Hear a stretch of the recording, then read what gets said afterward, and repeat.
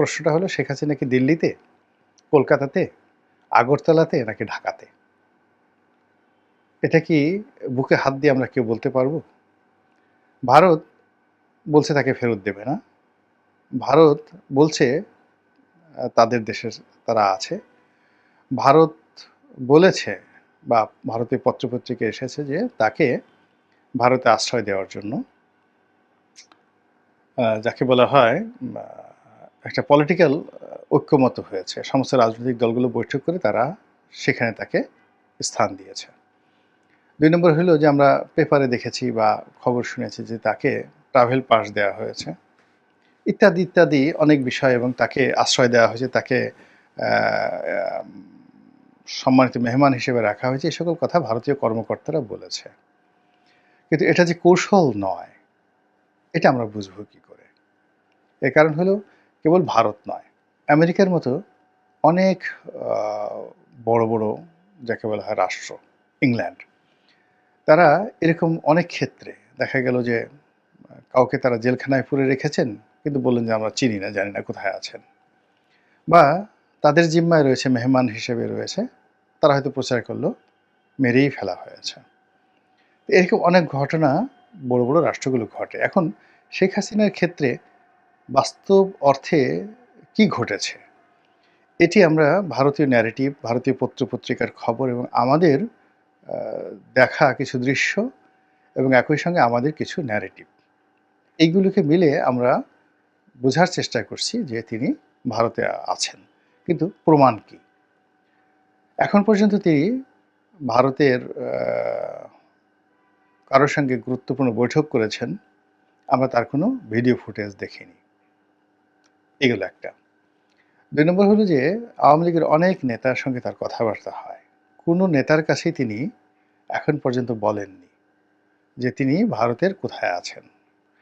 এবং তার সঙ্গে ভারতের যে সকল নেতা রয়েছেন আওয়ামী লীগের, সাংবাদিক রয়েছেন এবং তার অনেক ব্যক্তিগত বন্ধু রয়েছেন কলকাতাতে এবং দিল্লিতে। শেখ হাসিনা যেহেতু ৭৫ ১৫ আগস্টের পরে দীর্ঘদিন দিল্লিতে ছিলেন, ফলে ওখানকার রাজনৈতিক অঙ্গন, সাংবাদিক অঙ্গন, এমনকি চলচ্চিত্রের অঙ্গনে তার ব্যক্তিগত বন্ধু রয়েছে। তসলিমা নাসরিন যেভাবে ভারতে আছেন, তার যেমন বন্ধু-বান্ধব রয়েছে, কাজেই তিনি ইচ্ছে করলে গোপন থাকতে পারবেন না। কোথায় আছেন, কী অবস্থায় আছেন আমরা জেনে যেতে পারি। কিন্তু শেখ হাসিনা ভারতের কোথায় আছেন, সেটি তার যারা ভারতীয় বন্ধু রয়েছেন তারা একবার হলেও জানবেন। জয় জানতেন, পুতুল জানতেন। পুতুল তো যাকে বলা হয় দিল্লিতে আছেন। এখন পুতুলের সঙ্গে তো তার কোনো ছবি আমরা এখন পর্যন্ত গত ৭ মাসে দেখিনি। পুতুলের সঙ্গে তার সাক্ষাৎ হয়েছে, এরকম কোনো দৃশ্য আমরা দেখিনি। জয় ভারতে এসেছেন, তার মায়ের সঙ্গে দেখা করেছেন, এরকম দৃশ্য আমরা দেখিনি। জয়শঙ্করের সঙ্গে, নরেন্দ্র মোদির সঙ্গে বা অন্য কোনো রাজনৈতিক নেতার সঙ্গে শেখ হাসিনার দিল্লিতে দেখা হয়েছে, আগরতলাতে দেখা হয়েছে কোনো নেতার, বা মমতা ব্যানার্জির সঙ্গে শেখ হাসিনার কথা হয়েছে। খুবই ঘনিষ্ঠ সম্পর্ক তাদের, মমতা ব্যানার্জির সঙ্গে তুমি সম্পর্ক। তো আ সেরকম কোনো দৃশ্য তো আমরা এখন পর্যন্ত দেখিনি। তাহলে শেখ হাসিনাকে নিয়ে ভারতীয় যে ন্যারেটিভ, বা তিনি শেখ হাসিনা ভারতে আছেন, যেকোনো সময় টুস করে ঢুকে পড়বেন, এই বিষয়টি শতভাগ বিশ্বাস করাটা নির্বুদ্ধিতা। এই ১ম আমার মনে হলো। দ্বিতীয়ত তিনি যে বাংলাদেশে নেই, এটা একেবারে উড়িয়ে দেওয়াটাও শতভাগ নির্বুদ্ধিতা। এখন মনে হচ্ছে এর কারণ হলো তার যে বঙ্গভবনের যাওয়ার যে প্ল্যান ছিল আগস্ট মাসের ৫ তারিখে, তো সেই সময়টাতে তিনি গাড়িতে করে একটা টহল দিয়েছেন নিজে। এরপর তিনি হেলিকপ্টারে উঠেছেন এবং তার হেলিকপ্টার ঢাকার আকাশে বেশ কিছুক্ষণ উড়েছে। তারপর সেই হেলিকপ্টার কোথায় গিয়েছে, সেটার গতিবিধি কী, এই বিষয়ে আমাদের কাছে কোনো তথ্যপাত্র নেই। প্রথম দিকে কিছু, কিছু গুগল ম্যাপে দেখানোর চেষ্টা করা হচ্ছিল যে তার হেলিকপ্টারটি এত তারিখে সেই দমদম এয়ারপোর্টে গিয়েছে কলকাতাতে। তারপর সেখান থেকে কিভাবে দিল্লিতে গিয়েছে, ওই গুগল ম্যাপ থেকে অনেকে দেখার চেষ্টা করেছে। পরবর্তীতে দেখা গেল সেগুলো সবই ভুয়া। এর কারণ হলো এখান থেকে যে বাংলাদেশ থেকে ন্যারেটিভ তৈরি করা হয়েছে সেটি মোটামুটি এরকম দাঁড়ায় যে হেলিকপ্টারে করে গণভবন থেকে তিনি মূলত গেছেন ঢাকা এয়ারপোর্টে এবং ঢাকা এয়ারপোর্ট থেকে একটা সামরিক বিমানে করে তিনি গিয়েছেন আগরতলাতে এবং আগরতলা থেকে আরেকটি সামরিক বিমানে করে তিনি দিল্লিতে গেছেন এবং দিল্লির একটি নিশ্ছিদ্র নিরাপত্তা বলয়ে দিল্লি বিমানবন্দরের কাছাকাছি একটা নিশ্ছিদ্র নিরাপত্তা বলয়ের ঘেরাটোপে তাকে রাখা হয়েছে। এই জিনিসগুলো কিন্তু প্রচার করা হচ্ছে। এখন আপনি এই ডটগুলো মেলানোর চেষ্টা করেন। গণভবন থেকে এয়ারপোর্ট, তো গণভবন থেকে এয়ারপোর্ট তিনি গেলেন এবং এখানে একটা বিষয় আছে যে আপনারা যারা জানেন তারা খুব ভালো করেই জানেন যে গণভবন থেকে তার সরাসরি এয়ারপোর্টে গিয়ে ল্যান্ডিং করার ক্ষেত্রে সিভিল এভিয়েশন থেকে শুরু করে সব জায়গাতে একটা রেকর্ড থাকার কথা এবং থাকবে এবং সেখান থেকে তিনি যে সামরিক বিমান করে যাবেন সেই সামরিক বিমান আবার যাকে বলা হয় যদি আগরতলাতে যায় তাহলে একটা নর্মাল বিমান যাওয়া কোনো একটা দেশে সেটার এক ধরনের রেকর্ড, আর সামরিক বিমান যখন যাবে মিলিটারি প্লেন সেটার জন্য কিন্তু আলাদা একটা ফর্মালিটিসের দরকার আছে। এর ব্ল্যাক অ্যান্ড হোয়াইট ডকুমেন্ট ভারতের কাছেও আছে, বাংলাদেশের কাছেও আছে যদি এরকম কিছু হয়ে থাকে। আবার বলা হচ্ছে যে যেই মুহূর্তে সেই সামরিক বিমানটি ভারতের আকাশে প্রবেশ করেছে অমনি ভারতের অত্যাধুনিক জঙ্গি বিমান দ্বারা সেটিকে প্রোটেকশন দিয়ে তাকে আগরতলাতে নেওয়া হয়েছে। মানে পুরো জিনিসটির মধ্যে একটা জেমস বন্ড প্রকৃতির যাকে বলা হয় ভাইব তৈরি করা হয়েছে। ফলে আমরা অনেকেই সেই ভাইবের সাথে এতদিন ধরে বগল বাজাচ্ছি। ইতিমধ্যে শেখ হাসিনা টেলিফোনে কথা বলেছেন, তারপরে অডিও কলে তিনি বেশ কয়েকজনের সঙ্গে কথা বলেছেন এবং নিজে সেগুলো ভাইরাল করেছেন, দলীয় নেতাকর্মীদের সঙ্গে লন্ডনে আমেরিকাতে কথা বলেছেন, কিন্তু কোথাও তার ভিডিও ফুটেজ কিন্তু দেখা যাচ্ছে না। এবং একইভাবে কিন্তু আরও কয়েকজন লোকে যেমন মোহাম্মদ আরাফাতের কোনো ভিডিও ফুটেজ আমরা দেখতে পাচ্ছি না। এবং আপনারা জানেন যে ক্যান্টনমেন্টে যখন শেখ হাসিনাকে বিদায় জানানো হয়, মানে গণভবনে, ঠিক সেই সময়টাতে কিন্তু মোহাম্মদ আরাফাত সেখানে ছিলেন, তারপর সালমান এফ রহমান সাহেবও কিন্তু ওখানে ছিলেন। তো সেখান থেকে মোহাম্মদ আরাফাত কোথায় গেলেন, কিভাবে গেলেন? যেমন দেশের বাইরে যারা আছেন, হাসান মাহমুদ সাহেব আছেন, তারপর যাকে বলা হয়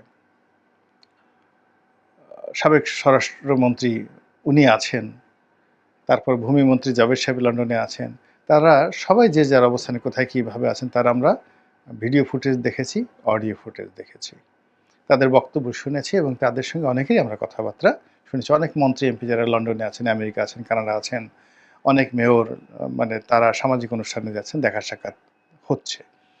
কিন্তু নসরুল হামিদ বিপু কোথায়? তারপরে যাকে বলা হয় মোহাম্মদ আরাফাত কোথায়? উবায়দুল কাদের সাহেব কোথায়? জাহাঙ্গীর কবির নানক সাহেব কোথায়? বাহাউদ্দিন নাসিম সাহেব কোথায়? তাদের আমরা কথা শুনতে পাচ্ছি, কিন্তু তাদের কোনো ভিডিও ফুটেজ বা তারা যে প্রকৃতির মানুষ তারা কলকাতাতে গিয়ে তারা কেন কলকাতাতে গিয়ে লুকিয়ে থাকবেন? তাদের তো কলকাতাতে অসীম কুমার উকিলকে যদি দেখা যায়, বাহাউদ্দিন নাসিম সাহেবকে কেন দেখা যাবে না?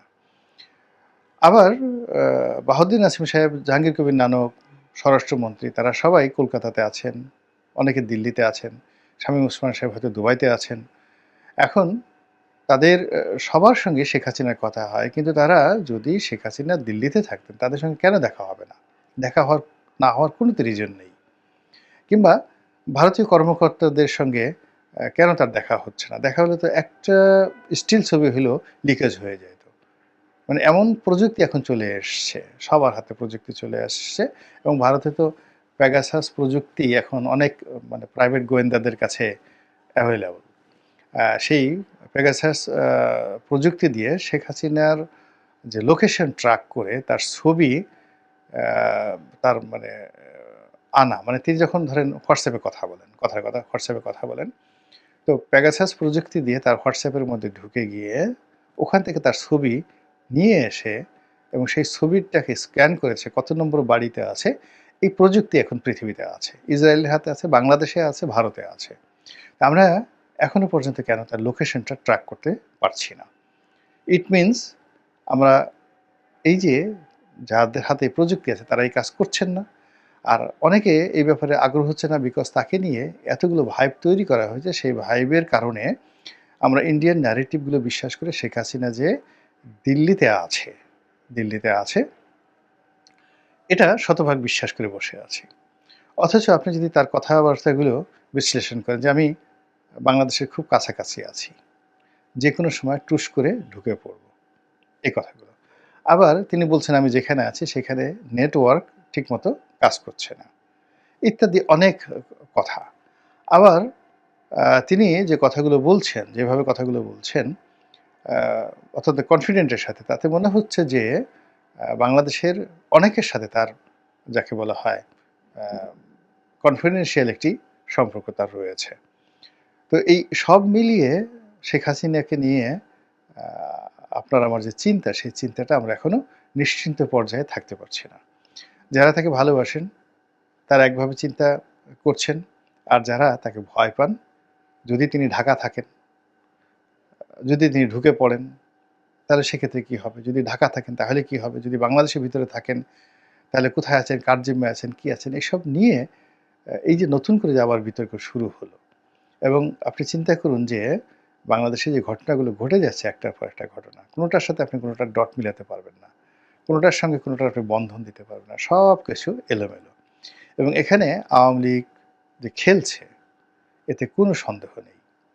এবং সেই খেলায় সরকার, জনগণ, তারপর শেষে প্রশাসন থেকে শুরু করে সবাই যে দৌড়াচ্ছে, তাতেও কোনো সন্দেহ নাই।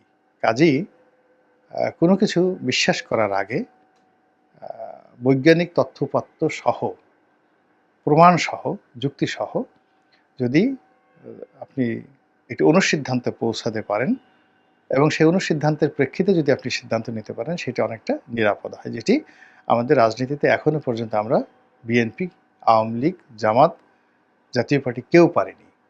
আমরা শেখ হাসিনাকে কেবলই মাত্র পালিয়ে গেছে, ধরে নিয়ে আসবো, তারপর তাকে ফাঁসিতে লটকাবো, ইত্যাদি, ইত্যাদি বলে মনের ঝাল মিটাচ্ছে। কিন্তু যদি তিনি ঢাকা থেকে থাকেন, তিনি আমাদের এই নির্বুদ্ধিতা দেখে কিভাবে হাসছেন, এই কথা মনে করলেই আমার অন্তরাত্মা কেঁপে ওঠে।